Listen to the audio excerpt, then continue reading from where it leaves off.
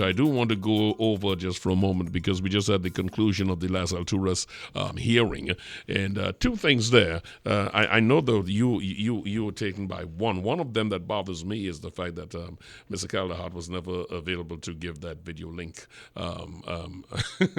testimonial because he was always in international water. You know, sometimes you get to the stage where it is so insulting that it's vexing. Yes. I mean, to me, that is vexing. The fact that you can say to a commission looking to a serious situation that I am sorry, I'm in international waters and cannot be reached. This is for a video link.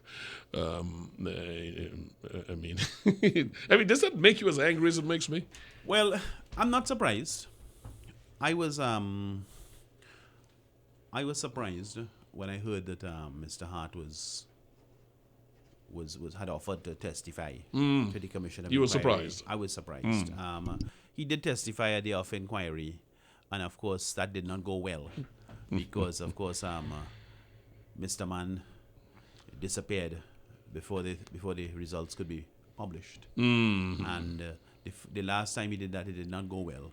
The testimony didn't go well at all. It was one of the most disastrous testimonies by a high public official I could remember seeing. And I was there every day that he testified. So this is not any gambage, Mr. Hart. I hope you're looking. This is not any gambage or anything, caller. I was there every day. And in fact, I was one of the people who questioned you. So it wasn't good for you the first time. I was surprised you offered to come a second time. I was a little bit pleased. And now that I hear the story from Rennie that you were at sea, and could not be contacted. He was in international waters. You were high waters, or you were at sea, or you were the wrong tide, or something. But it really didn't go well. I was hoping to have had your input because, of course, the significance of Mr. Calderhart, who was then the chairman of UDICOT, with respect to Las Alturas, was that UDICOT was the company that was participating together with the HDC at the time. Just to go back a little bit in history, back in 2003, 2004, 2005, 2006, and 7, and coming into the beginning of 7, UDICOT and HDC together were the implementing agencies for the National Housing Policy. The housing policy was taking place under the Ministry of Housing, and the implementing agencies, those are the people who had the money and the skills to go off and buy land and build the housing, were HDC and UDICOT. UDICOT actually purchased that property.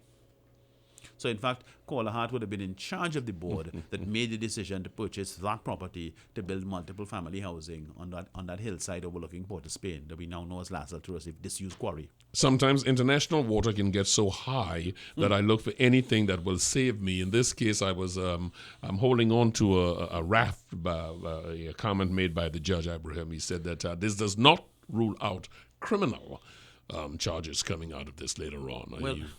Well, I don't know. I mean, I don't want to try to figure out what Justice Ibrahim meant when he said that, because of course there could be I suppose there could be criminal charges. He's a former appeal court judge. I'm not seeing those. I do see breaches of the law in other aspects of how places like UDICOT and HDC are run, but not in particular in relation to Las Alturas. There are contractual questions. And there are due diligence questions that need to be asked. I mean, for example, one of the other people he mentioned was the contractor, China Jiangsu. And I see in this morning's Guardian at page A13, today being the 17th of April 2016, a Friday, a Sunday, I see in today's paper that China Jiangsu, through their attorneys, the estimable John Jeremy, senior counsel, former attorney general, I see that John Jeremy sent a letter for China Jiangsu to the Commission of Inquiry, warning them against statements that could be prejudicial to his client, and in fact, statements relating to possible criminal and civil charges, and so on and so on.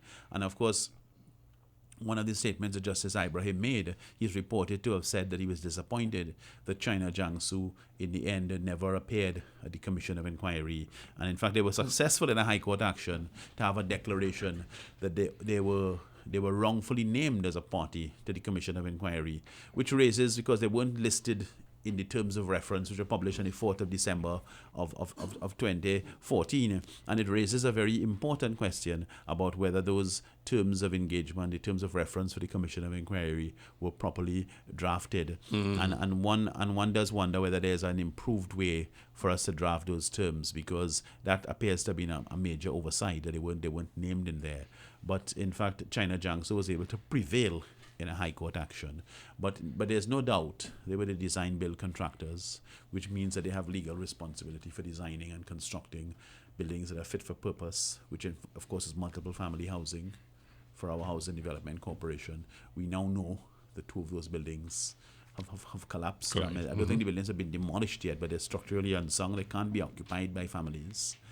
The cost of those buildings was estimated, from what I remember, about $29 million to build those 2 buildings. The estimated cost of demolition was $4 or $5 million. And of course, the burning question is who pays? Because we built $29 million worth of buildings that will never be occupied. We have to pay a further $4 to $5 million to take them down safely so nobody is killed playing in them or anything, because it's a neighborhood. And then, of course, furthermore, there's the immense cost of the Commission of Inquiry that's just completed. So all of those are real costs. This is not imaginary or theoretical book entries. These are real costs coming out of our public purse, and we need to find out who is responsible. We have a design and build contract with China Jiangsu. And it's interesting to pause here and realize that one of the things we are consistently told across administrations about the benefits of design build is that the single biggest benefit of design build is that it's a single point of responsibility. Yes. And in fact, if something goes wrong with the design or the building, you have one person you can go to speak with, one person you arbitrate with, and ultimately, if those 2 steps fail, one person you sue. Therefore, it's pretty clear that China Jiangsu has a level of substantial responsibility for what has happened here. There are supplementary questions that came out in the inquiry about engineers and different people along the way and so on. Some people did very well, some people didn't do so well and so on. And I really hope that Commission of Inquiry report is completed shortly. Yeah, because and that it can be published. That is my question. So we can learn from it, yeah.